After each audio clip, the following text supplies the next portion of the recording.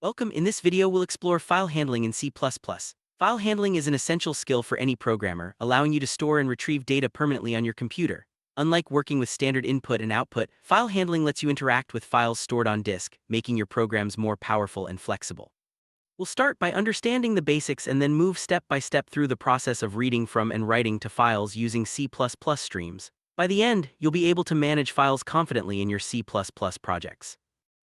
C++ streams are sequences of characters that flow between your program and input or output devices. The IOStream library provides syn and count for standard input and output, but when it comes to files we use a different library called fstream. Streams make it easy to read from and write to files, and they're designed to work across different platforms. Understanding streams is the foundation for mastering file handling in C++. Work with files in C++, you need to include the fstream library. This library introduces three important classes: offstream, ifstream, and fstream. Each class serves a specific purpose. Offstream is for writing to files, ifstream is for reading from files, and fstream can do both. Including fstream in your code gives you access to all the tools you need for file operations. File handling allows you to store data permanently, unlike variables that lose their values when a program ends. By writing data to files, you can save user input, logs, or any information that needs to be accessed later. This is especially useful for applications that require persistent storage, such as databases or configuration files. There are 5 key steps to handle files in C++. First, you name the file. Second, you open the file. Third, you write data into the file. Fourth, you read data from the file. Finally, you close the file. Following these steps ensures your data is safely stored and retrieved whenever needed. To start working with a file, you need to specify its name and location. You can open a file by passing the file name to the constructor of ifstream, offstream, or fstream, or by using the open method. This flexibility allows you to manage files in different ways depending on your program's needs. In opening a file, you can specify different modes using flags. For example, iOS in opens a file for reading iOS, out for writing iOS, app for appending iOS, 8 to move to the end, and iOS trunk to clear existing content. You can combine these modes using the bitwise OR operator to customize how your file is accessed. You can combine file opening modes to achieve specific behaviors. For example, opening a file in both read and write mode or appending data in binary mode. This is done using the bitwise OR operator. For instance, out file open, file txt iOS, out iOS trunk opens a file for writing and clears its contents if it already exists. Each stream class has a default file mode. Offstream opens files in iOS, out mode ifstream uses iOS in, and fstream uses both iOS in and iOS out. Knowing these defaults helps you avoid unexpected behavior when opening files without specifying a mode. Although C++ automatically closes files when your program ends, it's best practice to close them manually using the close function. This ensures all data is written and resources are freed. Always remember to close your files after you're done working with them. To write data to a file, use an offstream or fstream object with the stream insertion operator. This works just like count, but instead of displaying output on the screen, it writes to the file. Make sure the file is open before writing and always close it when finished. Here's a simple example. We create an offstream object, open a file named example.txt, and write a line of text. After writing, we close the file. This is the foundation for all file writing operations in C++. Before writing or reading, it's important to check if the file opens successfully. Use the isopen function, which returns true if the file is open and false otherwise. This helps you handle errors gracefully and avoid crashes. You can write multiple lines to a file by using the insertion operator multiple times. For example, myfil this is a line, \n, myfil this is another line, \n. This way you can store as much information as you need. To read data from a file, use an ifstream or fstream object with the extraction operator, or use getLine to read entire lines. This is similar to using syn, but the data comes from a file instead of the keyboard. Let's look at an example. We create an ifstream object, open example.txt, and use a loop with getLine to read each line from the file. Each line is then printed to the console. Don't forget to close the file when you're done. Just like with writing, always check if your file opens successfully before reading. The isopen function helps you ensure the file is ready for reading, preventing runtime errors and making your code more robust. You can open a file for both reading and writing using fstream. For example, open sample.txt iOS in iOS out. This lets you write data to the file and then read it back, all within the same program. This is useful for applications that need to update and display data dynamically. Appending means adding new data to the end of an existing file without deleting its current contents. Open the file with iOS app mode to enable appending. This is useful for logs or records where you want to keep all previous data intact. To append data, open the file with iOS app and iOS in, then use a loop to get user input and write each line to the file. After writing, you can read and display the entire file content to confirm the new data has been added. C++ provides file position pointers to control where reading or writing occurs in a file. The seek function moves the get pointer for reading, while seek moves the put pointer for writing. You can position these pointers at the beginning, current position, or end of the file, giving you precise control over file operations. Seek and seek functions take two arguments, the offset and the direction. Directions can be iOS beg beginning, iOS current, or iOS end of file. For example, seek 0 iOS beg moves the red pointer to the start of the file. This is useful for rereading or updating specific parts of a file.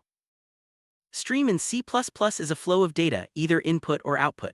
Streams abstract away the details of how data moves between your program and devices like files or the console. This makes your code more portable and easier to maintain, as you don't need to worry about the underlying hardware.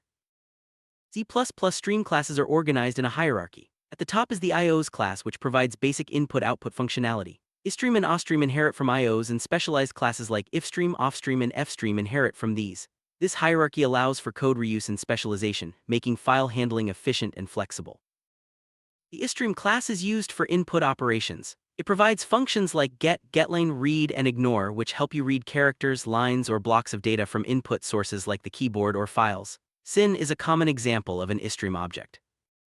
The OStream class handles output operations. It offers functions such as put and write, allowing you to send data to output devices like the screen or files. Count is the most familiar OStream object used for displaying output in the console. IFstream is a specialized input stream class for reading data from files. It inherits all the capabilities of IStream and adds file-specific features. You use IFstream when you need to read data stored in files, making it a vital tool for file input operations. OFstream is designed for output to files. It works just like Count, but instead of sending data to the screen, it writes to a file. Use OFstream when you need to save data for later use or share it with other programs.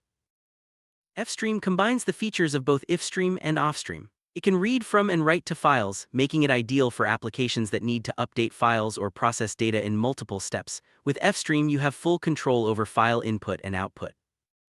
C++ leverages object-oriented programming for file handling. Classes like IFstream, OFstream, and FStream inherit from base classes, allowing you to use common functions and extend functionality. This makes your code modular and easier to maintain. You can write and read data using class objects. For example, you might have a class representing a student, and you can write the entire object to a file using FileWrite, then read it back with FileRead. This is useful for storing structured data efficiently. Let's see an example where we store and retrieve student records. We create a class with fields for roll number, name, and fee. Using OFstream, we write each student's data to a file. Later, we use IFstream to read and display all records, making it easy to manage student information. To add more student records without deleting existing ones, open the File and Append mode using iOS app. This way, each new record is added to the end of the file, preserving all previous data. It's a practical approach for growing datasets. When reading structured data like student records, use a loop to extract each field from the file. This ensures you process each record correctly and avoid issues like reading the last line twice. Properly handling file input is key to reliable data management. C++ allows you to write and read objects in binary mode for efficiency. Use FileWrite to store an object's bytes and FileRead to retrieve them. This method is fast and compact but requires careful handling to ensure compatibility between different systems. Suppose you want to store student records as binary data. You can use FileWrite, char asterisk and object siziof object to write, and FileRead, char asterisk and object siziof object to read. This approach is efficient for large datasets and ensures all fields are stored together. After writing or reading, you may need to reposition the file pointer. Use seek to move the read pointer and seek for the write pointer. For example, seek 0 iOS veg resets the pointer to the start, allowing you to reread the file from the beginning. File handling is used in many real-world applications, such as saving user preferences, logging events, storing records, and more. Mastering file handling in C++ opens up a wide range of possibilities for your programs, making them more useful and interactive. Always check for errors when opening, reading, or writing files. Use isopen to verify file status and handle errors gracefully by displaying messages or taking corrective action. This ensures your program is robust and user-friendly. Follow best practices such as always closing files, checking for errors, and using appropriate file modes. Organize your code to separate file operations from business logic, making it easier to maintain and debug. Let's recap what we've learned. File handling in C++ involves nomming, opening, reading, writing, and closing files. Use the fstream library and its classes for all file operations. Always check file status and use the correct modes for your needs. C++ file handling is powerful and flexible. It allows you to manage data efficiently, supports both text and binary files, and integrates seamlessly with object-oriented programming. With proper use, you can build robust and scalable applications. Be careful to avoid common mistakes such as forgetting to close files, not checking if a file opens successfully, or using the wrong file mode. These issues can lead to data loss or program crashes. Always follow best practices to keep your code safe. To deepen your understanding, explore the official C++ documentation and other reputable programming resources. Practice by writing your own file handling programs and experimenting with different modes and classes. Congratulations, you've now learned the essentials of file handling in C++. With these skills, you can create programs that store and retrieve data efficiently, making your applications more powerful and user-friendly. Keep practicing and exploring new ways to use file handling in your projects.